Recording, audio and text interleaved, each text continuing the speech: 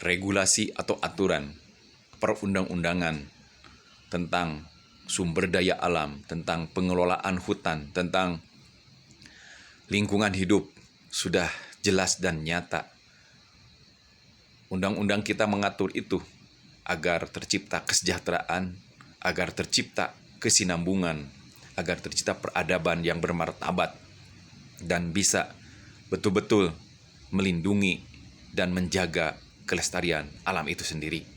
Sumber daya alam yang terdapat di tanah kita, di Indonesia kita, perlu dieksplorasi, perlu digali untuk kesejahteraan, untuk pembangunan, untuk menghasilkan yang namanya pendapatan negara. Akan tetapi tidak bisa serampangan, seenaknya, bahkan mengambil alih hak-hak wilayah adat, hak-hak masyarakat yang sudah beratus-ratus tahun sebagai penyangga ekonomi dan kebudayaan. Seni tradisi, kebudayaan, kearifan lokal telah betul-betul mampu menciptakan ekosistem yang baik dan positif terhadap kehidupan. Apabila direbut dengan paksa dengan cara apapun, itu merupakan sebuah tindakan kriminal, tindakan semena-mena dan kesewenang-wenangan yang dilakukan oleh oknum-oknum tertentu. Ini merupakan kemunduran dari moral bangsa. Ini adalah merupakan kemunduran daripada komitmen moral bangsa kita dan dari cita-cita, isi kemerdekaan dan isi perjuangan kemerdekaan. Kemerdekaan yang diraih penuh pengorbanan, darah, nyawa, bahkan keturunan-keturunan mereka habis dibantai oleh kolonialisme Belanda dan Jepang.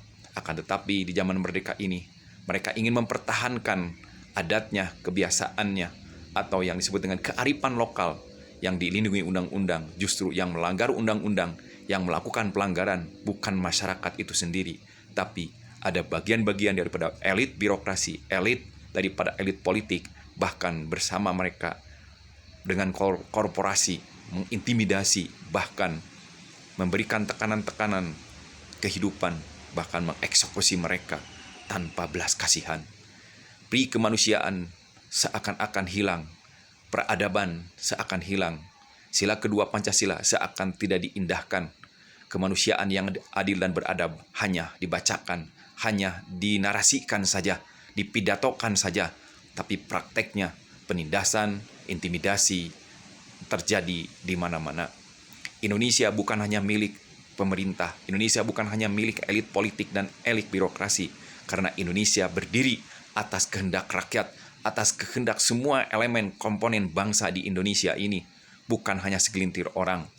Kemerdekaan sejati, pembangunan sejati, kemajuan sejati adalah tetap menegakkan kemanusiaan, tetap menciptakan keadilan sosial bagi seluruh rakyat Indonesia, bukan menciptakan kemakmuran dan keadilan bagi pemegang kekuasaan dan kekayaan.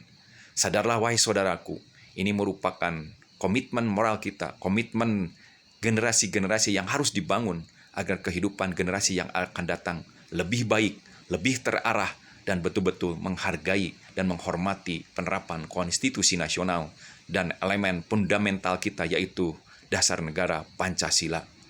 Seakan-akan kita hidup pada zaman yang tidak menentu, pada zaman penindasan, pada zaman penuh dengan intimidasi, dan kita berada dalam situasi yang tidak baik-baik saja. Maka bangkitlah warga saudaraku semua, karena dengan menyadarkan dan membangkitkan kesadaran kritis kita, kita akan tetap sadar bahwa konsekuensi kehidupan berbangsa bernegara adalah bagaimana menegakkan moral dan etika di semua elemen kehidupan, tidak mengenal siapa itu pemerintah, siapa itu rakyat.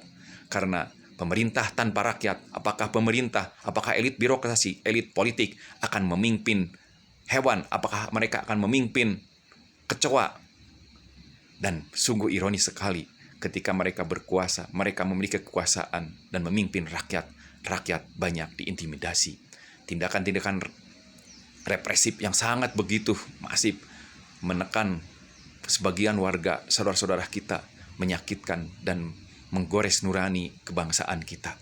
Salam perubahan, salam revolusi, tetap bangkit, tetap bangkitkan kesadaran, karena kita adalah bagian daripada bangsa dan negara. Kita bagian daripada perubahan itu sendiri. Janganlah mau kita diintimidasi, jangan mau kita jadi korban dari perubahan. Jadilah bagian dari perubahan. Kepada saudara-saudaraku, anak-anakku, kader-kader bangsa, jangan dijadikan perubahan adalah sebuah hal yang menakutkan.